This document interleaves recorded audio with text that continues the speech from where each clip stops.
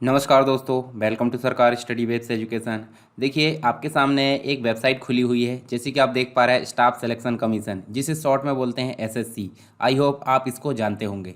तो यहाँ आज़ादी के अमृत महोत्सव के उपलक्ष्य पर देखिए, ये जो है आप यहाँ देख सकते हैं, अभी 17 सितंबर को एक नोटिस आया है। नोटिस में आप देख सकते हैं, notice of combined graduate level examination 2022। देखिए 4 MB की ये फाइल है लगभग। और इसका मतलब होता है सीजीएल। और सीजीएल जो है, अगर ग्रेजुएट हो गए हो आप, यानी कि आपका ग्रेजुएशन हो चुका है, तो आपके लिए वैकेंसी ये है, बहुत काम की है। तो जैसे मैं इस पर क्लिक करता हूँ तो आपको देखने को मिलता है, यहाँ पे देखिए मेरे सामने एक जो नोटिस है वो खुला हुआ है। मतलब जो आपका नोटिफिकेशन है जो एसएससी की तरफ से जारी किया गया है, कब जारी किया गया है ये आपको देखने को मिलता है 17/9/2022 को।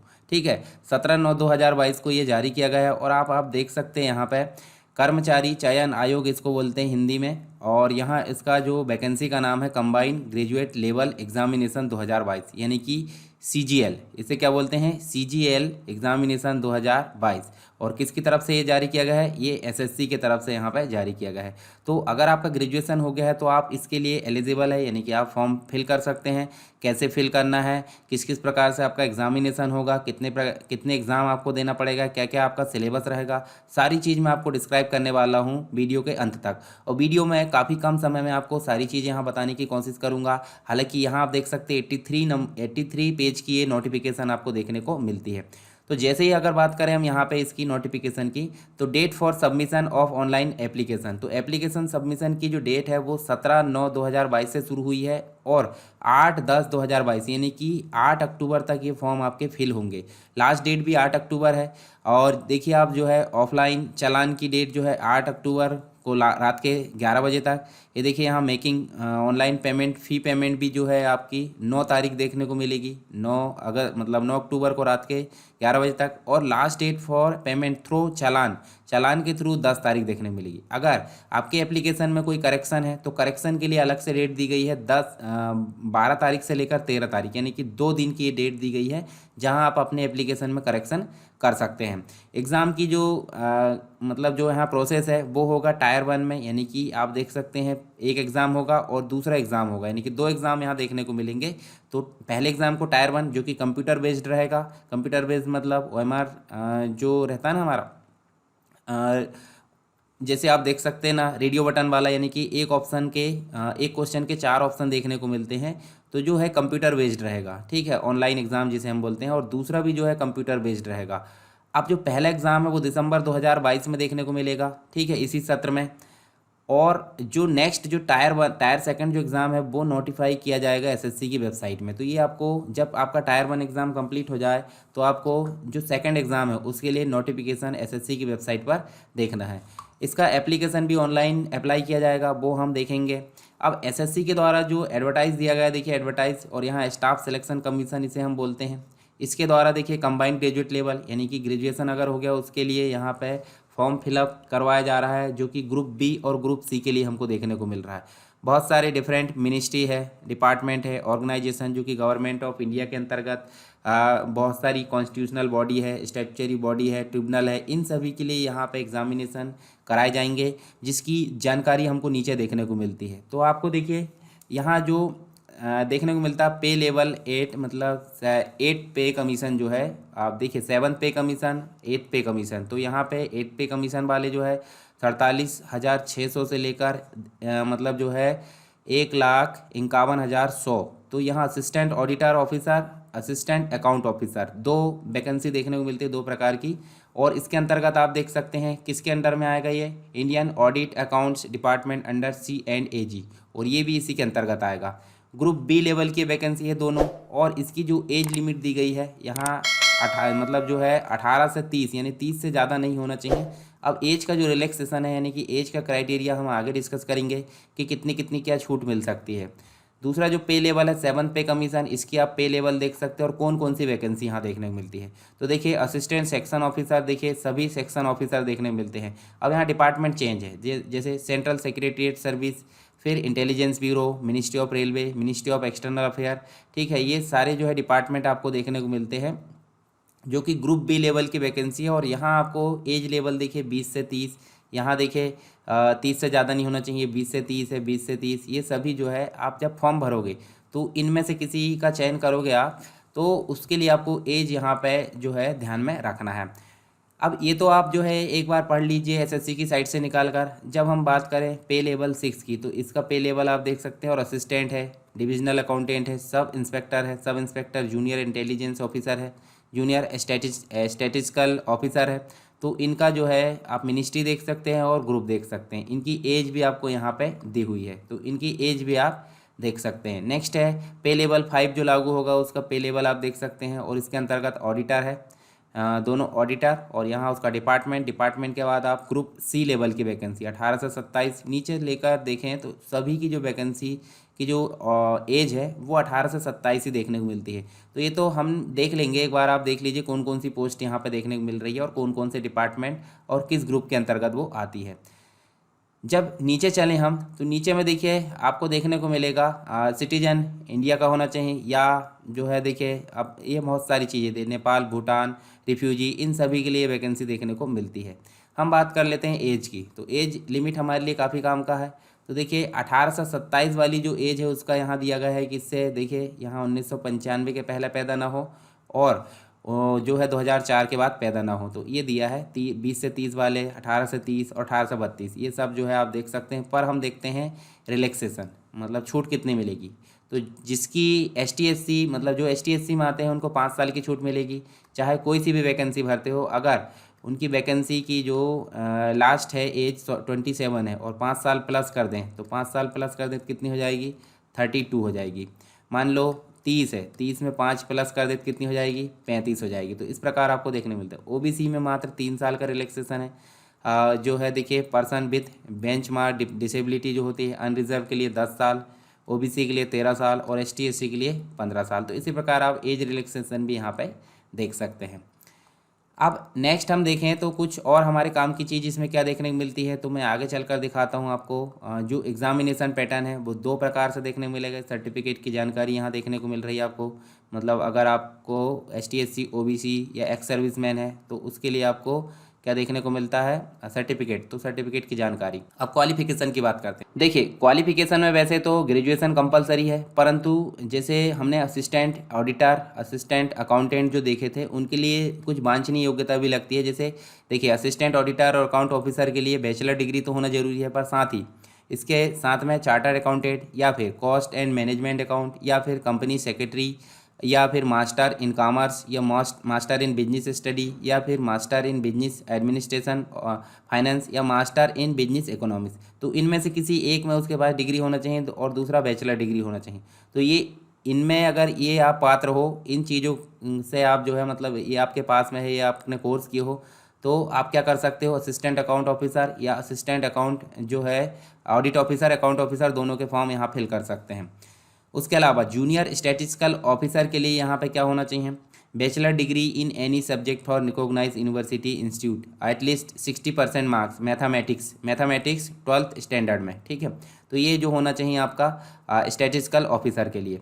उसके अलावा ऑल जो पोस्ट है, इन तीनों पोस्ट के अलावा जितनी भी पोस्ट है उनके लिए नॉर्मल जो है ग्रेजुएशन डिग्री यहाँ पे होना चाहिए, जो कि CGL का फॉर्म फिल कर सकते हैं, ठीक है। चलिए आगे चलते हैं, हम हमारे लिए काम की चीज़ें देख लेते हैं हम। अब अप्लाई कैसे करना है, तो अप्लाई के लिए मैं बता देता हूँ। आप जब चलोगे यहाँ SSC की साइट में, तो अप्लाई करने के लिए यहाँ पे आपको यूज़र आईडी और यूज़र आईडी मतलब रजिस्ट्रेशन नंबर होना चाहिए आपका। दूसरा चीज़ यहाँ पासवर्ड होना चाहिए। कैप्चा कोड डाले आपने और लॉगिन कर दिए।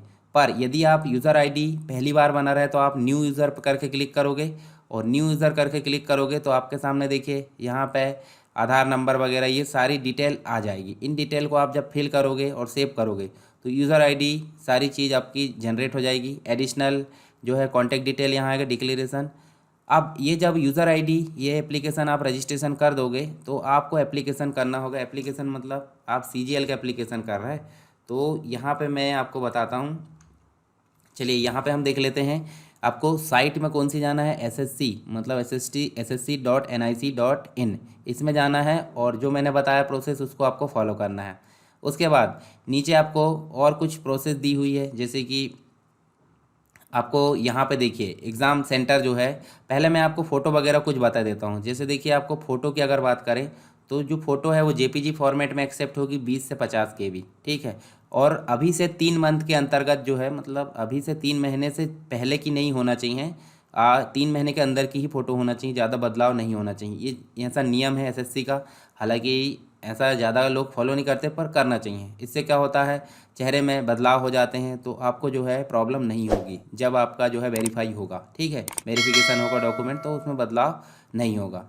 चलिए यहाँ पे जो है फ़ीस आपकी 100 रुपीज़ लगेगी। परंतु यदि आप वुमेन मतलब फीमेल कैटेगरी में आते हो, एसटी में आते हो, एससी में आते हो, एक्स सर्विसमैन में आते हो, पर्सन विथ बेंचमार्क डिसेबिलिटी में आते हो, इन सभी में आते हो तो आपकी फ़ीस एग्जेम्प्ट कर दी जाएगी, यानी कि फ़ीस नहीं लगेगी। पर इनके अलावा जितने भी है, जैसे ओबीसी है, ओबीसी के अलावा रिजर्व कैटेगरी के मेल है, ठीक है, ओबीसी में भी मेल, तो इन सभी के लिए 100 रुपीज़ लगेगी। तो ये जो है ऑनलाइन माध्यम से कोई भी वीज़ा, मास्टर कार्ड या फिर वॉलेट वगैरह, इनसे जो है इस फीस को ले लिया जाएगा। तो ये चीज़ देखने को मिलती है। नेक्स्ट देखते हैं हम यहाँ पे, नेक्स्ट क्या है, करेक्शन के लिए 2 दिन दिए गए हैं। करेक्शन मैंने बता दिया, 12 और 13 तारीख को करेक्शन कर लिया जाएगा अगर किसी में दिक्कत है, मतलब किसी के एप्लीकेशन में दिक्कत है। एग्जामिनेशन सेंटर की अगर बात करें तो देखिए सेंटर रीजन है, ठीक है, उसके बाद ईस्टर्न रीजन है, तो ये देखिए सेंटर रीजन के जो है सेंटर दिख रहा है। उसके बाद देखिए ईस्टर्न रीजन के सेंटर दिख रहा है, कर्नाटका केरला रीजन के सेंटर। उसके बाद एमपीआर, एमपीआर मतलब मध्य प्रदेश सब रीजन। एमपीआर के अंतर्गत भोपाल है, ग्वालियर है, इंदौर है, जबलपुर, सतना, उज्जैन, बिलासपुर, रायपुर और दुर्ग, भिलाई, ये सब जो है सेंटर देखने को मिल रहा है। तो ऐसे ही आप सेंटर भी देख सकते हैं अपने, जो भी जिस मतलब जो है जिस रीजन में आप आते हैं उसके आप सेंटर देख लीजिए, तो आपको आसानी होगी किसमें एग्ज़ाम देने जाने में। एग्ज़ाम मैंने बताया था 2 फेज़ में होगा, एक तो टायर 1 और टायर 2। तो टायर 1 के जो है हम क्या देख लेते हैं, यहाँ पे प्रोसेस देख लेते हैं क्या क्या होगा। जनरल इंटेलिजेंस एंड रीजनिंग आएगी, 25 क्वेश्चन आएंगे, 50 मार्क्स के रहेंगे। जनरल अवेयरनेस 50 मतलब 25 मार्क्स, 50 नंबर के रहेंगे। क्वांटिटिव एप्टीट्यूड ये भी 25 नंबर मतलब मार्क्स रहेंगे, 25 क्वेश्चन और 50 मार्क्स रहेंगे। इंग्लिश कंप्रहेंसिव के अंतर्गत आपको 25 क्वेश्चन 50 मार्क्स से देखने को मिलेंगे, यानी कि टोटल मिलाकर 100 क्वेश्चन 200 मार्क्स के देखने को मिलेंगे। पर यहाँ पे आपको इसके लिए 1 घंटा ही मिलेगा। अब नीचे नोटिस में जैसे देखिए पैराग्राफ 7.1 और 7.2 में कुछ डिस्क्राइब किया गया है, उनके लिए यहाँ पे 1 घंटा 20 मिनट दिया जाएगा, जो भी नियम लिखा गया है। पर नॉर्मली हम समझे 1 घंटा, ठीक है। अब आप गलत करते हो तो हिंदी इंग्लिश दोनों में तो ये आएंगे, परंतु गलत अगर करते हो तो एक क्वेश्चन का आपका हाफ मार्क्स कटेगा, यानी कि अगर 2 क्वेश्चन आप गलत करते हैं तो आपका 1 मार्क्स यहाँ पे कट जाएगा, ठीक है। माइनस मार्किंग भी देखने को मिलती है।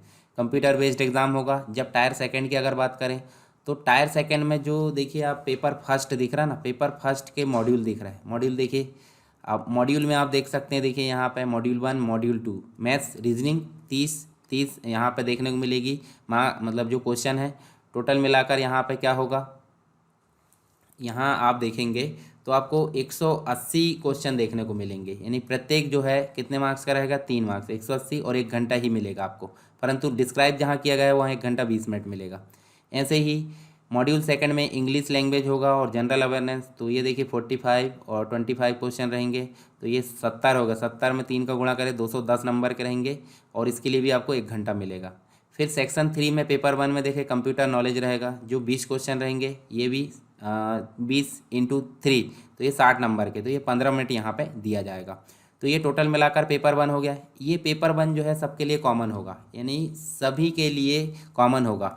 परंतु पेपर 2 जो है, चलिए इसका सेक्शन 2 भी देख लेते हैं, ये भी कॉमन है। पेपर 1 के अंतर्गत ही सेक्शन 2 है, जिसमें data entry speed test module देखने को मिलेगा। तो देखिए ऑन डेटा एंट्री टास्क यहाँ दिया जाएगा और इसके लिए भी 15 मिनट मिलेगा, ठीक है। अच्छा, सेकंड पेपर जो है वो स्टैटिक्स, जो स्टैटिकल जूनियर स्टैटिक्स ऑफिसर है उसके लिए देखने को मिलेगा, 100 क्वेश्चन, और ये 200 मार्क्स का रहेगा। 2 घंटे इसमें मिलेंगे, 2 घंटे 40 मिनट जिसमें डिस्क्राइब किया गया उसको लिए मिलेंगे। पेपर 3 जो है जनरल स्टडी फाइनेंस इकोनॉमी, ये जो है देखिए आप 100 क्वेश्चन 100 × 2 200 मार्क्स का रहेगा, और ये भी 2 घंटे इसमें मिलेंगे, ठीक है। चलिए आगे चलते हैं हम। तो आगे आपको देखने को मिलेगा जो जितने भी शिफ्ट दिए हैं, मतलब देखिए यहाँ टायर सेकंड के paper first, paper second, paper third कि जितने भी जो पेपर दिए गए हैं वो शिफ्ट चेंज, मतलब पेपर फर्स्ट जो अलग शिफ्ट में होगा या अलग दिन में होगा, ऐसे ही पेपर सेकंड मतलब सब अलग अलग होंगे, एक ही दिन में हो सकते हैं पर शिफ्ट अलग होगी, या फिर अलग अलग दिन में ये हो सकते हैं। पेपर फर्स्ट जो है सबके लिए, सभी पोस्ट के लिए कंपलसरी है, और पेपर सेकंड जो है देखिए जूनियर स्टैटिक्स ऑफिसर के लिए यहाँ पे है, और पेपर थर्ड जो है शॉर्ट लिस्ट में जो टायर 1 में किए जाएंगे उसके लिए पेपर जो है थर्ड यहाँ पे देखने को मिलेगा, जो कि assistant auditor, assistant account officer, मतलब पेपर थर्ड जो है अकाउंट ऑफिसर और ऑडिटर के लिए ही देखने को मिलेगा। ठीक, अब यहाँ देखिए नेक्स्ट आपको जो सिलेबस वगैरह है ये सारी चीज़, मतलब यहाँ देखिए ये आप देख सकते हैं, देखिए ये मैंने तभी बता दिया आपको, परंतु यहाँ देखिए मैथमेटिकल ये और दिया गया है, डिस्क्राइब किया गया है। मॉड्यूल 1 पेपर, देखिए पेपर 1 के ही सेक्शन 1, सेक्शन 2, सेक्शन 3 देखने को मिलता है। तो ये तीनों सेक्शन जो है पेपर 1 के हैं। डेटा एंट्री स्पीड टेस्ट यहाँ होगा, कंप्यूटर नॉलेज होगा, जनरल अवेयरनेस होगा, ये सारी चीज़ तो हमने टेबल में देख चुके हैं। अब मैं आपको सिलेबस वगैरह समझा देता हूँ। सिलेबस क्या है इसका, सिलेबस आपको देखने को मिलेगा, देखिए टायर 1 का सिलेबस देखते हैं। जनरल इंटेलिजेंस रीजनिंग का सिलेबस आप देख सकते हैं, ये कंप्लीट। जनरल अवेयरनेस का सिलेबस देख सकते हैं आप, नीचे दिया गया है। उसके अलावा क्वांटिटेटिव जो एप्टीट्यूड है, एप्टीट्यूड का जो सिलेबस है वो आप देख सकते हैं। इंग्लिश कंप्रहेंशन का सिलेबस। उसके बाद देखिए टायर सेकंड में अगर देखें तो मॉड्यूल 1 जो पेपर 1 है उसके सेक्शन 1 में number system, fundamental arithmetical operation है, अलजेब्रा है, ज्योमेट्री है, मेंसुरेशन, ये सब मैथ्स के टॉपिक है। आप देख लीजिए इसको, सिलेबस को नोटिफिकेशन निकाल कर। मॉड्यूल सेकंड में आपको क्या देखने को मिलता है, रीजनिंग एंड जनरल इंटेलिजेंस। फिर मॉड्यूल 1 सेक्शन सेकंड में पेपर 1 जो है उसके अंतर्गत इंग्लिश लैंग्वेज एवं कंप्रीहेंसिव देखने को मिलता है। उसके अलावा जनरल अवेयरनेस। फिर कंप्यूटर प्रोफिशिएंसी में देखिए कंप्यूटर बेसिक है, सॉफ्टवेयर है, वर्किंग विद इंटरनेट है। उसके बाद basic networking and cyber security दिया है। पेपर सेकंड जो है statics officer, junior statics officer के लिए है, तो इसका सिलेबस भी आप देख सकते हैं अगर आपने ये फॉर्म फिल किया है तो। उसके अलावा जो नेक्स्ट है general study finance and economy, ये ऑडिटर के लिए है, ऑडिटर अकाउंट ऑफिसर के लिए, तो इसका सिलेबस भी आप देख सकते हैं। चलिए मैं आपको जो है यहाँ पे एग्जामिनेशन जो फॉर्म है वो फिल करना है यहाँ पे बता देता हूँ। तो फिल करने की देखिए डॉक्यूमेंट वेरिफिकेशन, ये सारी चीज़ तो आपको देखने को मिलेगी जब भी आपको। अब यहाँ आपको जो है कुछ प्रोसेस दी है नोटिफिकेशन में ही। नोटिफिकेशन में हम देखेंगे कि इसको फिल कैसे करते हैं, तो फिल करने की प्रोसेस भी इसके द्वारा बताई गई है। हालांकि जब आप फिल करोगे और कोई दिक्कत आती है तो आप मुझे, अगर है दिक्कत आपको तो आप मुझे कमेंट में बता दीजिए, मैं एक फॉर्म आपको फिल करना बता दूंगा। तो देखिए बेसिक डिटेल के अंतर्गत मैंने बताया था ना कि देखिए अगर आपके पास आधार कार्ड है तो आधार कार्ड आप यस कर दीजिए, आधार नंबर डालिए, वेरीफाई कर लीजिए। देखिए टाइप ऑफ आईडी में आधार कार्ड ही लिख सकते हैं आप, और उसकी आईडी का नंबर भी लिख सकते हैं। नेम लिख दीजिए, नेम में आप फिर से वेरीफाई करिए। उसके बाद बाकी चीज़ें देखिए, फादर नेम है वेरीफाई, मदर नेम है उसको भी verify, date of birth verify करना है। हर चीज़ को 2 बार आपको एंटर करना है। फिर उसके बाद देखिए मेट्रिकुलेशन, 10th क्लास एग्जामिनेशन तो आपने कहाँ से किए हो वेरीफाई करना है। रोल नंबर उसका डालना है, उसको वेरीफाई करना है। देखिए हर चीज़ को आपको एक एक करके वेरीफाई करना है। जब आप सेव पर क्लिक करोगे तो आपका जो है नेक्स्ट एडिशनल कॉन्टैक्ट डिटेल आएगी, तो यहाँ भी आपको सारी डिटेल फिल करना है। एक एक करके सभी डिटेल को आप फिल कर दीजिए, फिर आपको सेव करना है। और सेव करने के बाद आई एग्री करने के बाद इसको क्या करना है, फाइनल सबमिट। जब फाइनल सबमिट कर दोगे तो पार्ट सेकंड आएगा एप्लीकेशन फॉर्म का। तो इसमें क्या होगा, आपको कंबाइंड लेवल ग्रेजुएट जो है मतलब एसएससी, देखिए एसएससी का जो अप्लाई है, एसएससी के नीचे आपको अप्लाई पर क्लिक करना है, और उसके ऊपर क्लिक करोगे तो आपके सारी डिटेल जो है पहले से जो फिल करे हैं वो यहाँ पे शो हो जाएगी। एक चीज़ आपको ध्यान देना है, जो एग्जामिनेशन सेंटर है 3 दिए रहते हैं। इन 3 में से आप जिस रीजन में आते हैं उसमें पहली मतलब जो है यहाँ प्रायोरिटी सेट कर सकते हैं। पहले आप किस एग्जामिनेशन सेंटर को चाहते हैं, दूसरा और तीसरा, ठीक है। उसके अलावा नीचे आप चलोगे तो यस नो जो भी है आप कर सकते हैं। ये देखो हाईएस्ट क्वालिफिकेशन आप लिख लीजिए यहाँ पे। डिटेल ऑफ जो है क्वालिफिकेशन, क्वालिफाइंग एजुकेशनल क्वालिफिकेशन लिख सकते हैं, देखिए उसकी डिटेल लिख दीजिए ग्रेजुएशन की। उसके बाद आप एड्रेस वगैरह तो पहले लिख दिए। यहाँ फ़ोटोग्राफ अपलोड करना है, जो कि आप देख सकते हैं यहाँ पे 20 से 50 KB के बीच में होना चाहिए, और जो सिग्नेचर है वो 10 से 20 KB में होना चाहिए जेपीजी फॉर्म में, ठीक है। तो ये इस प्रकार से अगर सही रहा तो आप यस कर दीजिए और सबमिट कर दीजिए। देखिए यहाँ कैप्चा कोड और इसको सबमिट करना है। प्रीव्यू देख लीजिए। अब प्रीव्यू में फ़ोटो इस प्रकार से एक्सेप्ट की जाएगी, ये भी हमको पता है। चलिए ये तो हो गया फॉर्म सबमिट करने का और हमने बेसिक चीज़ें सभी जान ली हैं। अब फॉर्म एप्लीकेशन की डेट जो है शुरू हो चुकी है। अगर आप एलिजिबल हो, मतलब एसेंशियल क्वालिफिकेशन है आपके पास, तो आप जो है अभी इसका फॉर्म अप्लाई कर सकते हैं 8 अक्टूबर तक। तो जल्दी से आप जो है अप्लाई कर दीजिए और अभी जो है आप इसमें तैयारी में जुट जाइए। इसके पहले से भी आप पढ़ रहे होंगे तो अच्छी बात है, और नहीं पढ़ रहे होंगे, कम पढ़ रहे होंगे, तो आप अभी से अच्छे से तैयारी करना शुरू कर दीजिए। आपके लिए बहुत अच्छा मौका है। तो चलिए मिलते हैं नेक्स्ट वीडियो में, तब तक के लिए जय हिंद।